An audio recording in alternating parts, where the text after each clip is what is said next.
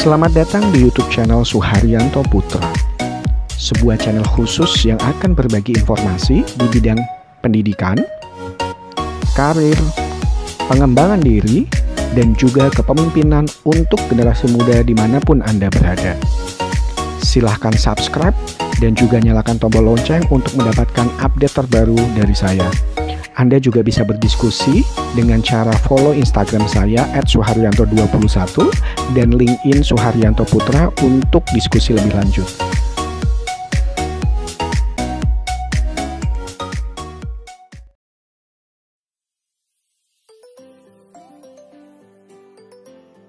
Oke, selamat malam teman-teman semuanya. Ketemu lagi dengan saya Suharyanto Putra di channel saya.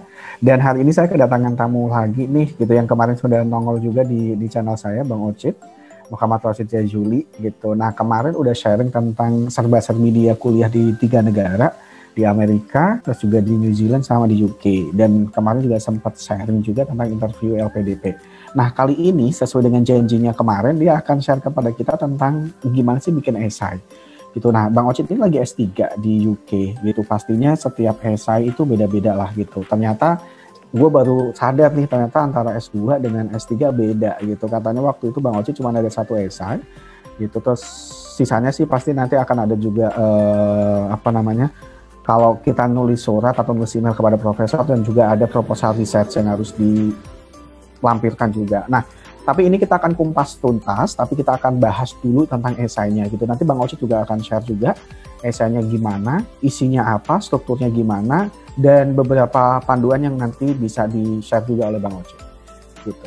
Nah, Bang Ocit boleh dong cerita ya, gitu, pengalamannya kemarin waktu bikin esai, gitu. Dan mungkin teman-teman di luar sana juga pengen tahu nih, gitu, sukses untuk bikin esainya kayak gimana sih, gitu. Kayaknya kalau purpose of statement of purpose ini kayaknya banyak ya, gitu. Kayaknya setiap beasiswa juga ada mensyaratkan itu ya. Gimana Bang Ocit? Oh ya, terima kasih Mas Suher udah diundang lagi. Memenuhi janji sih jadi. Baik teman-teman, terkait esai ini memang sebenarnya menjadi titik yang krusial ya untuk pendaftaran beasiswa atau juga kalau mungkin mendaftar kerja ya, di sebagian pekerjaan mungkin diminta nulis esai. Tapi untuk beasiswa ini sudah sunatullah gitu, kalau mau daftar beasiswa itu pasti disuruh nulis esai. Nah, kebetulan untuk LPDP ini seingat saya nulisnya hanya 1 esai aja. Sama 1 lagi proposal, karena waktu itu saya mendaftar S3. Nah, waktu itu untuk S2 di era saya 2014 ya, waktu itu kayaknya juga 1 esai. Tapi kayaknya yang baru-baru ini jadi 2 esai. Nah, tapi kita tidak terlalu khawatir lah untuk mau 2 esai, 3 esai, atau 4 esai. Karena yang penting adalah kita tahu bagaimana menyusun dan juga menjawab esai tersebut. Dan ya tahu, kadang gini, yang penting tuh kita tahu dulu pertanyaannya apa, gitu kan, paham pertanyaannya apa, terus baru kita kasih jawaban yang sesuai pertanyaan. Jangan pertanyaannya misalnya nih diminta untuk membuat statement of purpose, terus kita menceritakan masa kecil, gitu kan tidak ada hubungannya. Nah, juga di statement of purpose ini juga ini Mas Suher, kita juga tahu apa aja yang harus kita sampaikan, gitu. Tidak semua harus kita sampaikan, seperti merangkum CV juga tidak bijak seperti itu. Yang pas ya apa pertanyaannya, apa bidang studi kita, ya kita sesuaikan statement of purpose kita sesuai dengan ya, hal-hal tersebut. Misalnya background kita apa, terus juga fokus topik penelitian atau topik tujuan atau jurusannya apa, dan juga apa kontribusinya nanti untuk pemberi beasiswa ya, secara khusus kalau LPDP ya kepada Indonesia. Kira-kira itu sih Mas Suhar untuk pembukaan. Oke. Jadi statement of purpose ini kalau bahasa Indonesianya itu kayak motivation letter gitu ya Mas, gampangnya istilah awamnya ya. Mirip sih sebenarnya, banyak namanya ya, cover letter gitu, motivation letter, statement of purpose, terus personal statement, itu semuanya sama intinya. Bagaimana kita mengkoneksikan tujuan kita sama tujuan dari sponsor lah intinya gitu. Ya. Oke, berarti ada tujuan kita, tujuan sponsor dikonekin jadi satu. Yes. Oke. Nah, aku sempat nulis nih yang Bang Ocut bilang pasti harus nulis dulu background-nya kita apa, gitu ya, atau identitas diri, mungkin background lah gitu, cerita singkat tentang diri kita apa. Terus juga dikupas sedikit tentang jurusan yang kita ambil seperti apa. Terus kita sekarang ada di mana dan mau kemana itu tadi, dan kemananya ini juga harus disesuaikan, dikonekin dengan si tujuan kita pribadi sama tujuan dari si pemberi sponsor itu ya. Jadi supaya nyambung, align semuanya gitu ya Mas ya. Oke. Betul. Sama ya ini Mas, apa namanya, kalau boleh sedikit nambahin dikit, kita tuh di nulis itu sebenarnya bukan permainan ya, upaya kita untuk mendefinisikan aspek-aspek tersebut sih tadi. Bagaimana mendefinisikan background yang kita miliki, bagaimana mendefinisikan tujuan dari sponsornya itu nanti pemberi beasiswa, dan juga mendefinisikan permasalahan yang ingin kita pecahkan gitu.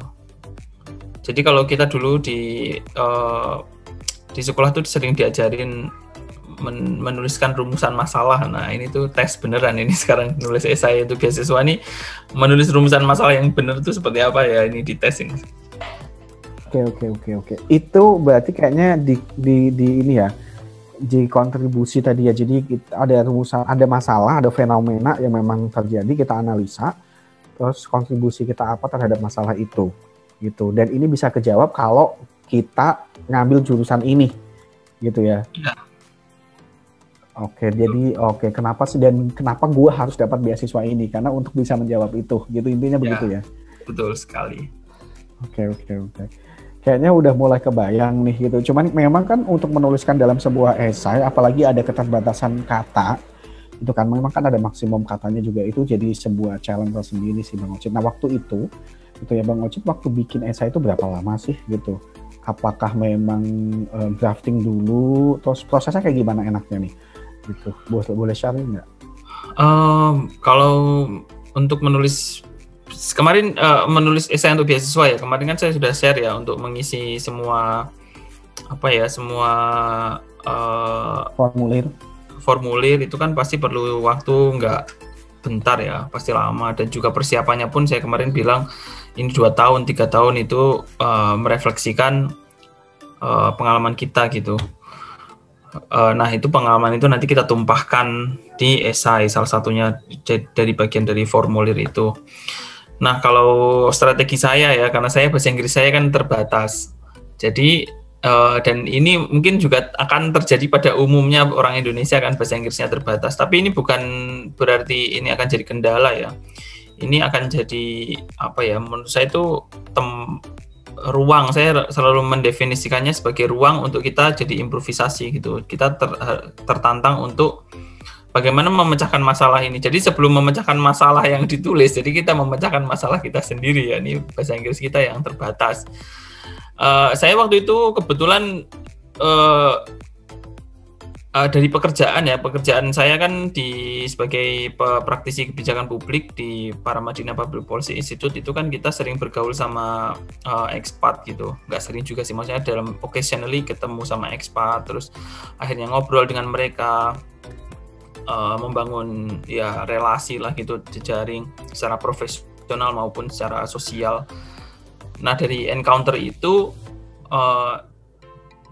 jadi enak ngobrol. Nah pada satu momen saya nulis, ya akhirnya ya saya minta tolong ke mereka, boleh nggak ini betulin tulisan saya, ini saya mau daftar ke sini, mau daftar ke situ, seperti itu. Dan mereka sangat welcome sekali ya. Saya waktu itu benar-benar ada teman saya yang dari Amerika itu, saya ingat namanya Brian itu. Ayo Rosid ketemu di kafe gitu, sini bawa draftmu, nanti kita koreksi bareng-bareng draftnya. Nah sampai level itu gitu loh, kita bisa cari bantuan untuk membetulkan esai kita. Dan ini pun nggak harus ekspat ya kan, kita punya teman yang pintar bahasa Inggris gitu, yang lebih pintar gitu bahasa Inggris. Dan saya pun juga di posisi ini juga, kalau ketemu teman, ada yang teman yang minta tolong untuk saya koreksi, dan tentu sesuai kemampuan saya. Itu saya pikir yang bisa dilakukan ya, di luar konteks isinya tadi. Kalau itu proses saya waktu itu. Nah, kalau soal isinya, memang ini beda-beda ya jalurnya masing-masing teman-teman. Ada yang memang suka nulis ya itu jadi cepet itu Mas Suher. Nulisnya mungkin 1 minggu selesai. Ada yang udah ininya banget, udah Superman banget, dia bisa nulis 2 hari gitu selesai. Tapi menurut saya yang relatif masuk akal ya mungkin 1 minggu ya paling cepat itu. Karena kan kita harus, kalau bahasa Inggrisnya itu solicit, mengumpulkan pengalaman-pengalaman kita sebelumnya untuk dipilih, ya kan. Ini kan soliciting itu ngumpulin, baru kita nanti selecting.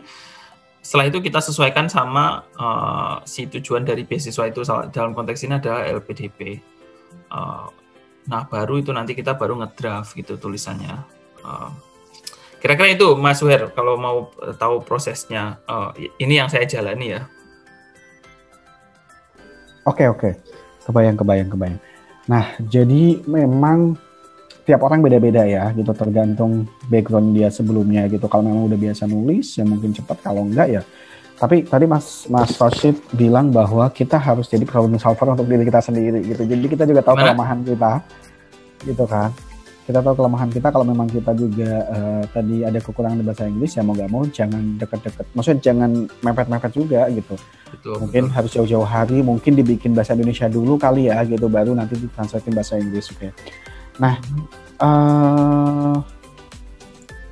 terus akhirnya setelah itu draft gitu ya, nanti dalam konteks teknikalnya kan tadi yang ngumpulin beberapa pengalaman atau evidence yang udah ada gitu, sebanyak-banyaknya di list down dulu gitu ya Mas ya, terus habis itu baru dipilih-pilih gitu ya, mana konteks-konteks yang memang cocok nih dengan pemberi beasiswa ini dan memang punya selling point tersendiri sesuai dengan permintaan esainya gitu ya. Tadi kan dibilang supaya konteksnya juga lebih dekat ya.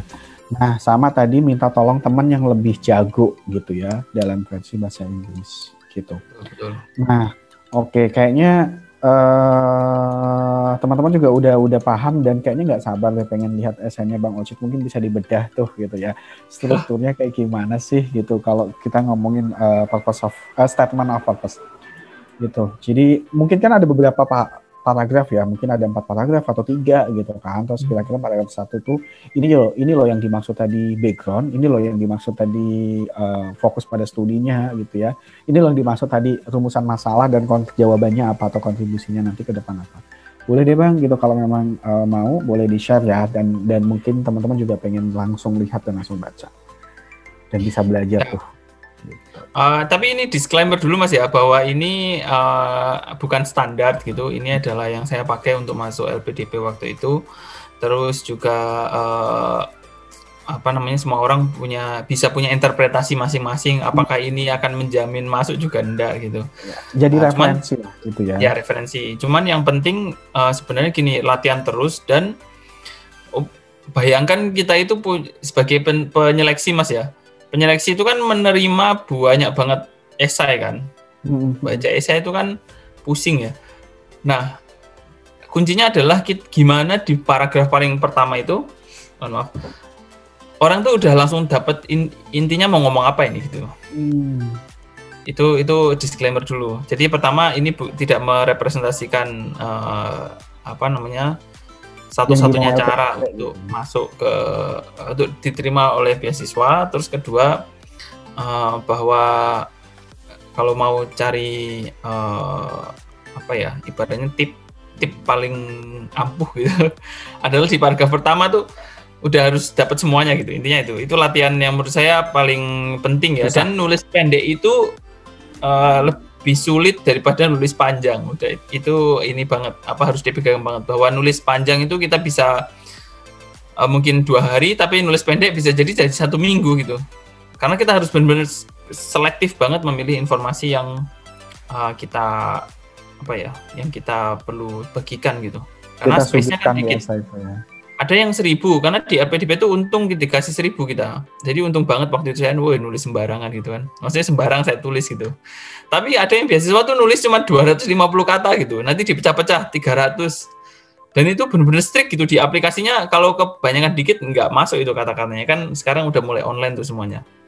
Jadi ini penting buat diperhatikan. Nah, sekarang saya izin share ini Mas Suhar. Monggo. Statement of purpose. Udah kelihatan Mas War ya?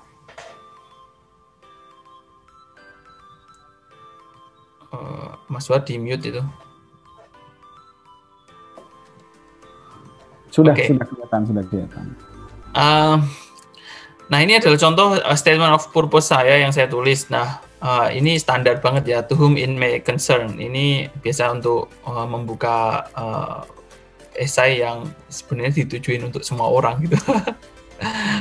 Nah, yang saya suka ketika saya nulis, saya suka membuka dengan rangkuman. Sebenarnya rangkumannya di depan itu seperti abstrak lah kalau nulis jurnal itu. Jadi tulisan di awal ini adalah ya abstrak dari isi dari semua tulisan ini. Di sini saya menjelaskan, kalau boleh saya baca, mungkin yang saya baca secara utuh mungkin di awal aja ini. Jadi, as a policy analyst, I believe that developing countries do and will always need policy reforms to advance. But regardless of the economic benefits of the reforms, I see that they are always clouded by political economic challenges that in many cases have failed the reforms.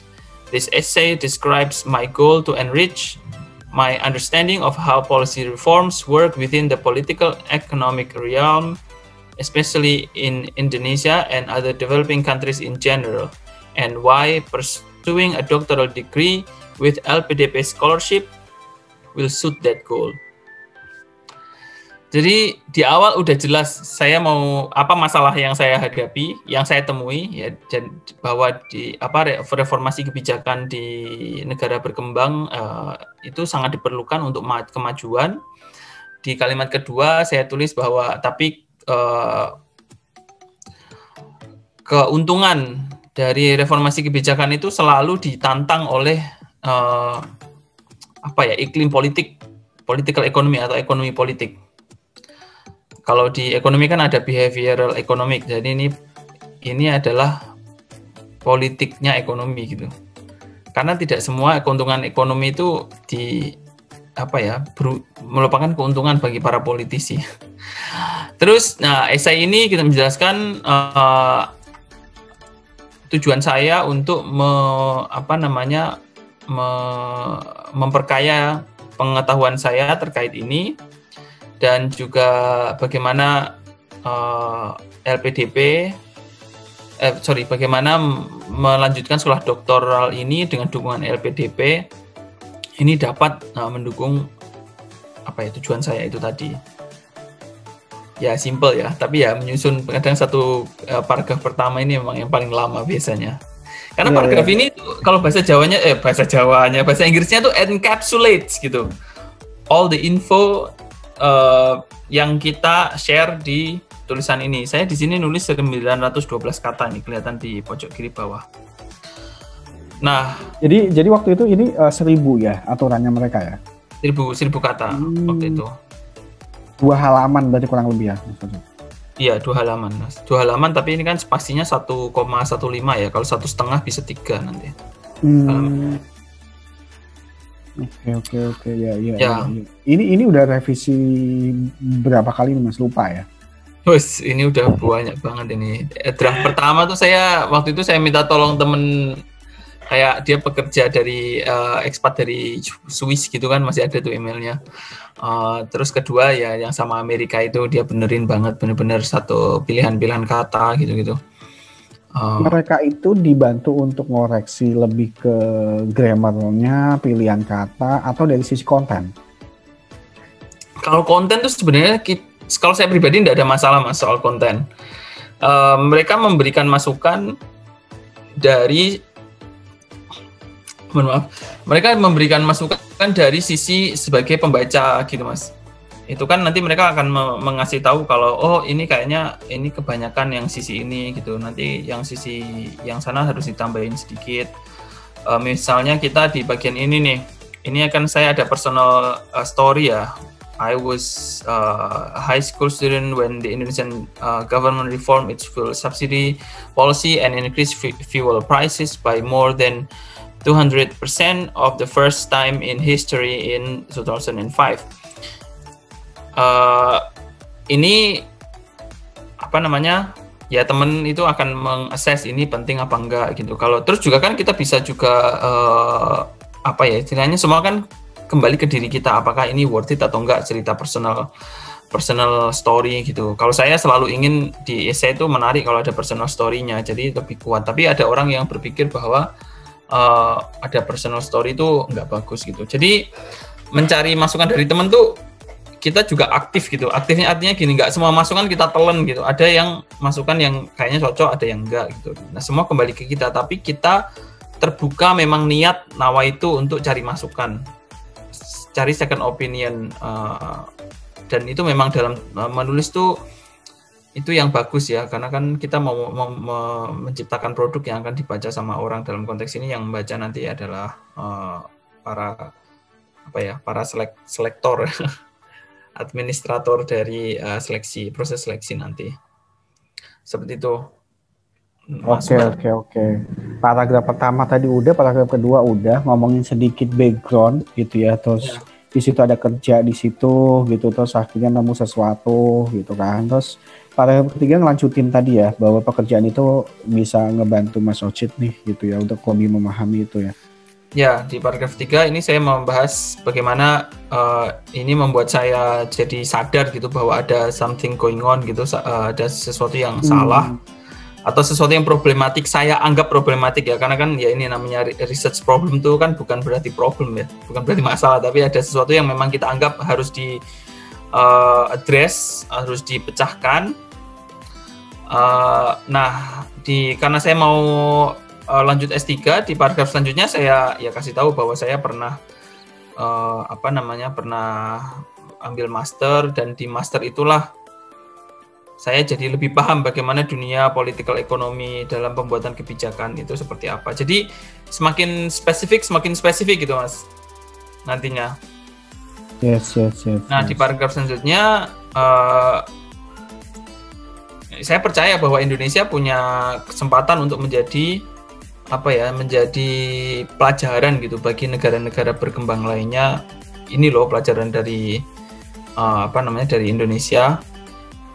Nah, di paragraf selanjutnya lagi saya jelaskan bahwa ya kalau di level bagi saya pribadi mengambil doctoral degree ini akan ya intinya menjadi titik tambah penting dari pengalaman praktis saya sebelumnya bekerja.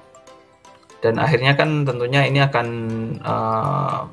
dua arah gitu. Di sini saya menganggap bahwa saya sendiri juga akan terkayakan gitu, enrich, dan juga nanti literatur di bidang public policy making ini juga akan terkayakan dari pengalaman pengalaman praktis ya, pengalaman real saya pribadi. Nah, terus ini di paragraf terakhir ini adalah apa yang saya ini kan ramalan saya terhadap apa yang akan saya lakukan nanti di sekolah kalau diterima. Jadi ya during research ya I believe that saya bacain ya ini. During the research, I believe that the doctorate study will allow me to engage with the major academic debates, considering that LPDP will allow me to see the world-class policy experts and enjoy the most dynamic policy-making realms in the world. I'm confident that this topic I will cover in my research will also potentially enrich the public and also academic discourse of policymaking both in Indonesia and the world. Issues of reform policymaking, especially in developing world, should be valuable for equipping global policy academics and also practitioners with a more comprehensive knowledge in policy research and analysis. Ya ini apa yang saya ekspektasikan di nanti studinya. Terus terakhir ya intinya ini memuji tadi dalam hal positif ya, memuji bahwa nanti tentunya LPDP ini akan memberikan kesempatan merealisasikan kesempatan ini, dan juga akan memperkuat hands-on experience saya, pengalaman real saya gitu di khususnya dunia akademik. Dan terakhir ya intinya ini penutup aja sih di terakhir itu. Besides, such exposures will strengthen my confidence and courage in dealing with any policy-making process. Some people like JK, ini Pak Yusuf Kala, have proven that aside of the analytical process, courage is another important key success of effective policies. Furthermore, my study will allow me to have a global experience combined with a more sophisticated analytical skills, as I plan to become one of Indonesia's policy analysts and advisors. Such skills will be key to prepare and support me in such skills will be key. Oh, sorry ya, jadi ini belum diedit nih. Will be key to support me in developing sound public policies as part of my contribution to my country. Jadi ya intinya di akhir ini apa yang ingin memastikan bahwa memang benar-benar dengan LPDP ini dan juga studi ini dikombin, akhirnya ya ini mewujudkan ya mimpi saya untuk menjadi top policy analyst dan juga top policy advisor lah di Indonesia. Amin. Ini yang kalian ini saya hapus ini. Ya.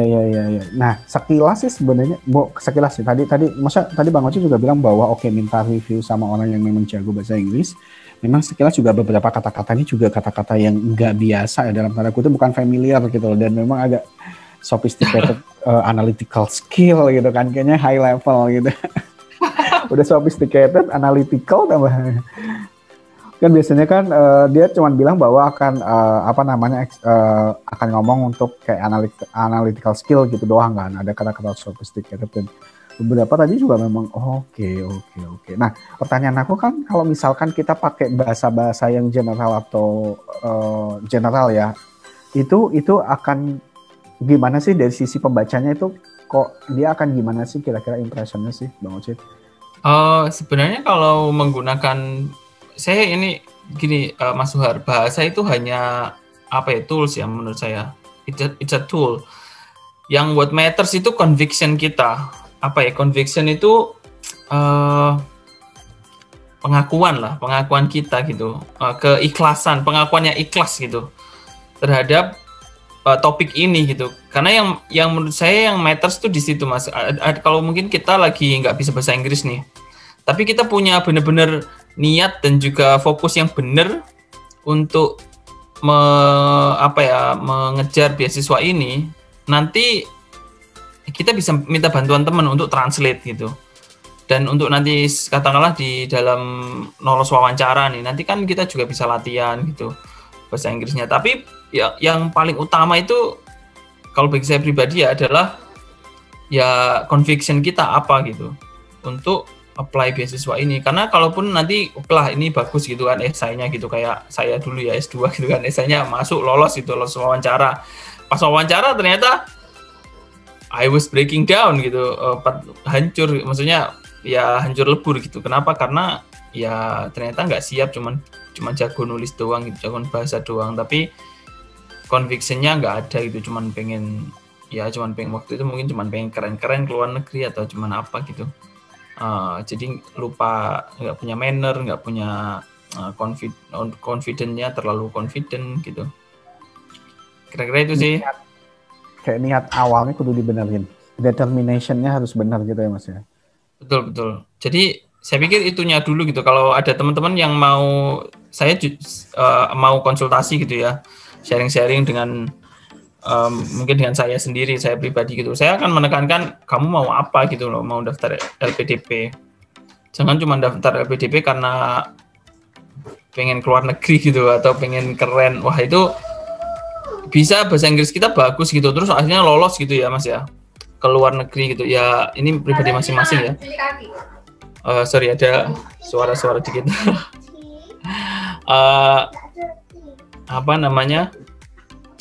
Ya menurut saya kurang optimal ya nantinya gitu. Tapi kalau kitanya punya conviction yang jelas, akhirnya message itu walaupun nanti terbatas bahasanya akan ada yang bantu gitu Mas. Oke. Jadi kadang-kadang memang niat itu akan terlihat gitu ya dari kata per kata yang kita rangkai juga ya, bisa dirasain juga ya sama orang. Itu ketika baca itu lagi jadi lebih personal touch-nya tuh jadi lebih ngena gitu. Oke teman-teman, udah dibedah juga nih dari paragraf ke paragraf, kayaknya punya bayangan. Kayak tadi Saya kan stop share dulu Mas ya. Kenapa? Saya stop sharing. Boleh. Ya. Nah, tadi ada mention JK juga nih. Waktu itu memang ada rekomendasi dari Pak JK juga ya? Oh, nggak ada sih Mas. Ya saya cuma ini aja sih, karena kan penelitian saya kan tentang reformasi subsidi energi kan. Ya saya pikir beliau itu yang memulai era, kalau di banyak penelitian itu ya Mas ya, subsidi BBM itu mulai sukses tahun 2005, sorry. Ya itu eranya beliau yang menginisiasi bahwa ya subsidi BBM itu harus dikurangi gitu. Karena kan gini Mas, yang salah satu yang kalau kita bedah gitu di sejarah kan, yang menjatuhkan Pak Harto kan salah satunya adalah upaya beliau mengurangi subsidi BBM, dan akhirnya harga minyak waktu itu, maksudnya harga bensin, harga premium itu dikabarkan naik gitu kan. Dan masyarakat kan waktu itu udah kepalang harga minyak, harga BBM murah tuh seperti apa ya, seperti kebutuhan, taken for granted gitu loh Mas.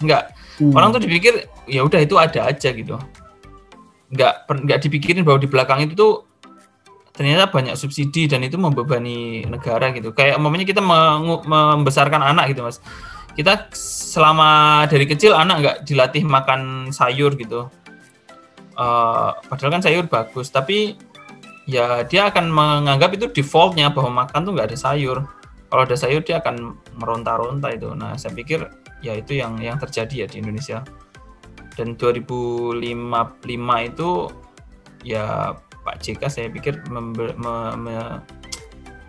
mempioniri lah upaya untuk mengurangi BBM dan sukses. Ya terlepas dari itu ada dinamika lain, dan sekarang kan orang jadi nggak peduli Mas sama harga kan, sama harga BBM. Kadang tuh naik ya wes lah gitu aja gitu, oh naik gitu.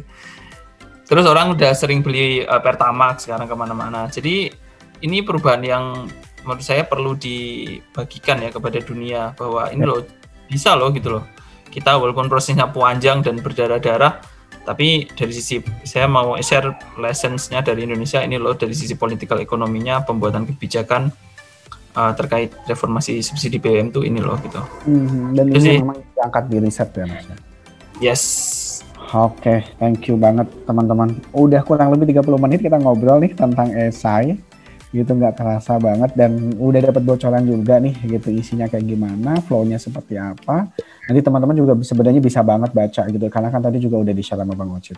Thank you Bang Ocit udah sharing soal esai LPDP ini nih. Ini nggak hanya dipakai untuk LPDP sih sebenarnya ya, karena memang kan banyak juga beasiswa yang lain juga memang ada esai tentang statement of purpose tadi gitu, atau personal statement atau motivation letter atau apapun itu namanya.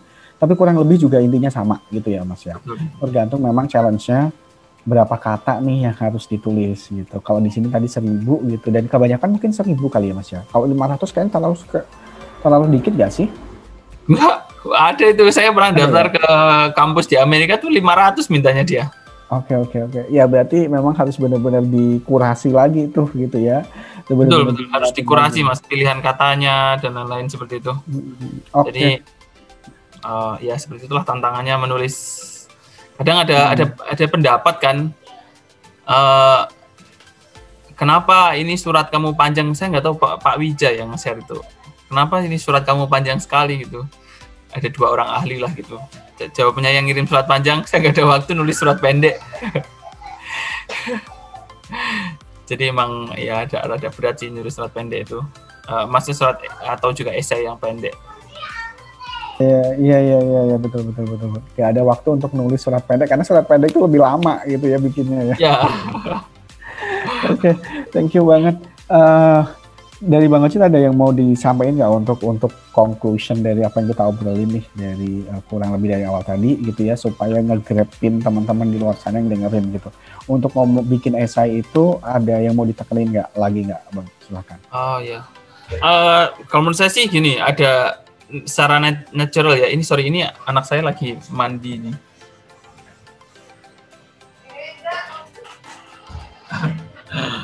Biasa hidup pas-pasan gini. Jadi esai itu sebenarnya hanya apa ya? Esai itu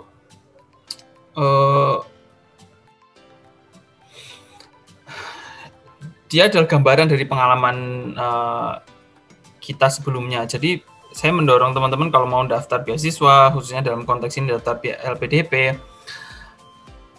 punya plan yang lebih jangka panjang gitu. Artinya kalau pengen daftar LPDP bisa berpikir ulang, katakanlah saya mau daftar LPDP 2 tahun lagi gitu. Artinya dalam 2 tahun itu kita memperkaya pengalaman kita, menempa diri kita. Nanti pada waktu kita udah banyak pengalaman, menulis itu jadi apa ya? Jadi mudah dalam artian kita banyak cerita yang kita ceritakan. Jadi bukan kayak mengarang yang kita nggak punya pengalaman, terus baca pengalaman orang lain, terus kita menuliskan pengalaman orang lain, itu berbeda sekali dari pengalaman kita sendiri. Jadi fokus ke kontennya itu adalah pengalaman kita sendiri, makanya kita perkaya dengan pengalaman, dan itu jalannya masing-masing ya, karena kehidupan profesionalnya masing-masing. Terus kedua adalah nggak semua orang itu penulis. Tapi ini bukan berarti untuk mendiscourage teman-teman. Jadi kalau yang memang nulis cepat ya wes good luck gitu. Tapi kalau yang nggak penulis ya berarti kita prepare dengan baik, lebih baik lagi. Artinya ya kita coba mendraft beberapa tulisan. Nah kita kan bisa minta tolong ya. Orang Indonesia kan juga gotong royong. Jadi kalau mau esai harus tetap bagus, tapi juga pakai jalan yang tadi minta tolong orang. Terus kalau yang nggak bisa bahasa Inggris ya minta tolong kita translasikan dengan semampu kita. Setelah itu kita minta tolong teman yang bisa bahasa Inggris dengan baik untuk ngecek. Dan ini pun saya pikir banyak kok teman yang membantu. Saya juga beberapa kali bantu teman untuk merevisi esai bahasa Inggrisnya, dan ya ini saling membantu aja. Saya juga dibantu orang, terus akhirnya ya saya bantu gitu. Pay it forward. Oke, thank you Bang Ocit. Jadi lagi dari pengalaman sendiri, jangan nulisin pengalaman orang lain ya. Karena kan kadang-kadang nanti ketika lolos di interview akan ditanyain lagi gitu. Kalau itu bukan real hours experience, jadinya nanti jadi apa ya? Jadi terkesan kelihatan ya kalau bohong gitu ya. Betul. Sama juga ini sih Mas, nanti katakanlah keterima, akhirnya alhamdulillah keterima gitu ya, tapi pakai pengalaman orang lain gitu.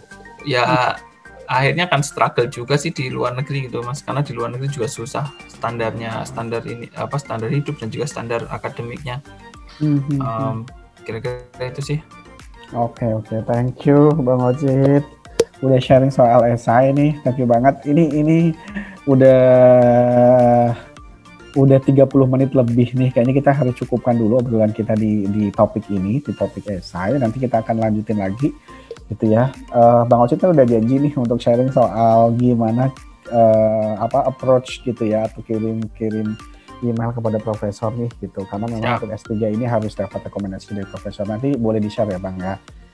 Oke, siap. Thank you teman-teman sudah nyaksiin nih gitu obrolan menarik dengan Bang Ocit. Semoga teman-teman bisa banyak belajar dan bisa banyak yang didapat gitu ya, terutama teman-teman yang lagi nyiapin esai LPDP. Semoga bisa jadi referensi dan good luck buat teman-teman untuk yang berjuang untuk beasiswa. Thank you. Sampai ketemu lagi di next content dan next meeting. Assalamualaikum. Waalaikumsalam warahmatullahi wabarakatuh.